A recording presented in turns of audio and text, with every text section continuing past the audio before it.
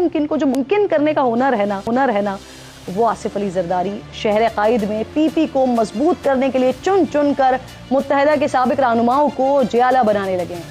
रजा हारून और अनीस एडवोकेट ने साबिक सदर आसिफ अली जरदारी की क़यादत पर एतमाद का इजहार किया और पाकिस्तान पीपल्स पार्टी में शमूलियत इख्तियार कर ली है। अब यहाँ पर हैरान कर देने वाली बात यह है कि पीपल्स पार्टी में जाने वाले रजा हारून साहब कुछ महीने पहले तक मुस्लिम लीग नून से राब्ते में थे। मेरे प्रोग्राम में न सिर्फ उन्होंने इस बात की तस्दीक भी की थी बल्कि यह था कि ज्वाइनिंग के लिए फॉर्मूले पर काम जारी है। सुनिए,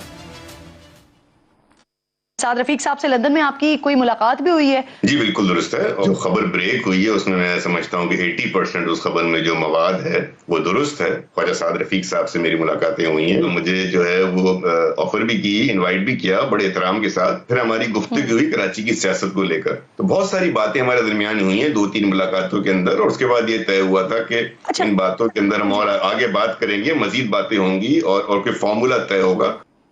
तो रजा हारून पहले रहनुमा नहीं है जो मुस्लिम लीग नून से राबते में थे और आखिरी वक्त में पाकिस्तान पीपल्स पार्टी का हिस्सा बन गए, बल्कि इससे पहले साबिक निगरां वजीर दाखिला सरफराज बुगटी ने भी अचानक साबिक सदर आसिफ अली जरदारी की क़यादत पर एतमाद का इजहार किया और सबको सरप्राइज दिया था।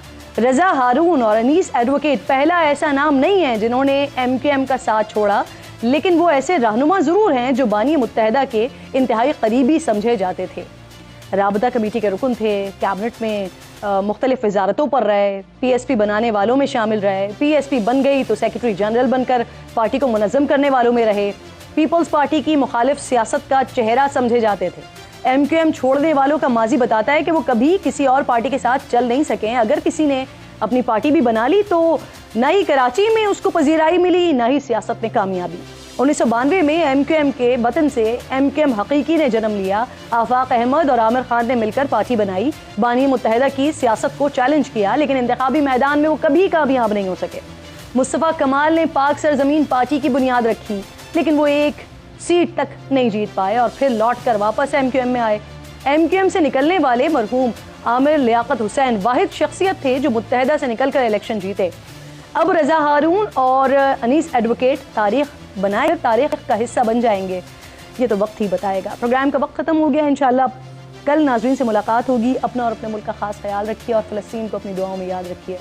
अल्लाह ने के बाद खदीजा शाह के हवाले से उनको रिहाई मिल गई है। सनम जावेद के जो नजरबंदी के ऑर्डर से वो भी वापस हो गए हैं। खदीजा पहुंच गई हैं घर अपने? मैंने देखी है तस्वीर उनकी जी, उनकी फैमिली के साथ देखी है। फैमिली के साथ? है कि जी फैमिली के साथ देखी है तस्वीर। और बात यह है कि आप सोचें जरा ये कि जो 3 MPs के तहत बार बार उन्हें जो है वो गिरफ्तार किया गया। आप देखें कि हमारे माशरे में ख़वातीन जो है, हमारे मजहब में एक स्पेशल जो है मर्दों की निस्बत जो है वो ज्यादा इस हवाले से मकाम भी है। तो अगर ख़वातीन और बच्चों और उनके साथ इस तरह का सलूक करना है तो फिर अगर उसके ऊपर कोई सोशल मीडिया के ऊपर या कोई बात क्रिटिसाइज करे या बात करे कि जनाब ये ऐसा क्यों हो रहा है, तो फिर उसके ऊपर जुर्म तो ना बनाया जाए ना।